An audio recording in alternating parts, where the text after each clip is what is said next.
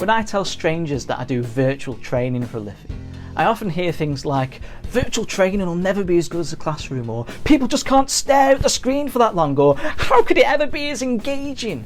At the same time, how many people binge watch entire box sets or religiously set aside time for reality TV? People love staring at the screen. What they don't like is to stare at the screen and be bored. How many teachers would ever admit to being boring? I'll do it.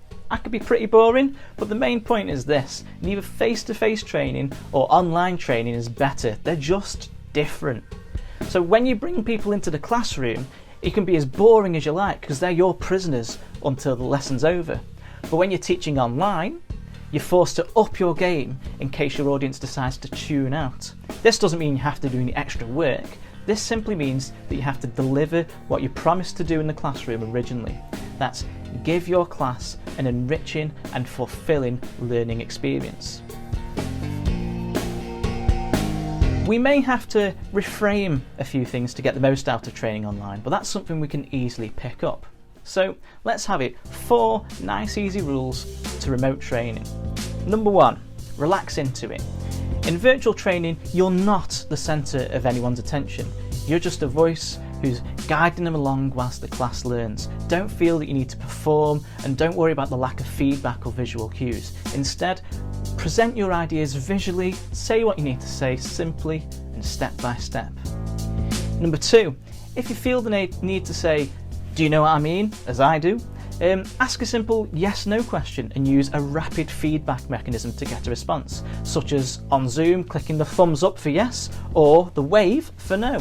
Or consider a tool like Socrative for quick polls and snap questions, or even short quizzes to get a response. Number 3, create activities. As the focus is not on you but on the learners, give the group a chance to collaborate with each other and perhaps even create something that they can take away with them. I like to use Google Docs for notes, worksheets and scenarios as a space for the class to develop their own ideas. It's like a whiteboard but much easier to use. Sometimes I even join in myself as part of the class or commenting on different people's contributions. Number 4, think about blended learning.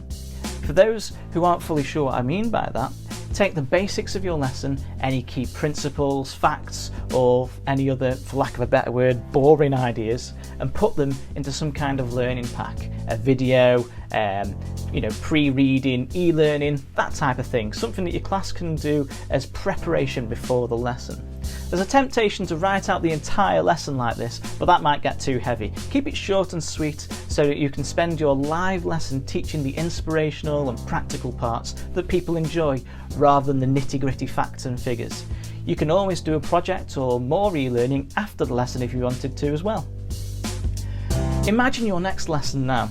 Less pressure on your presentation, people leaving your session with a feeling like they got to take part, and perhaps even some lovely takeaway resources to refer back to later on. I wish my own schooling was like that.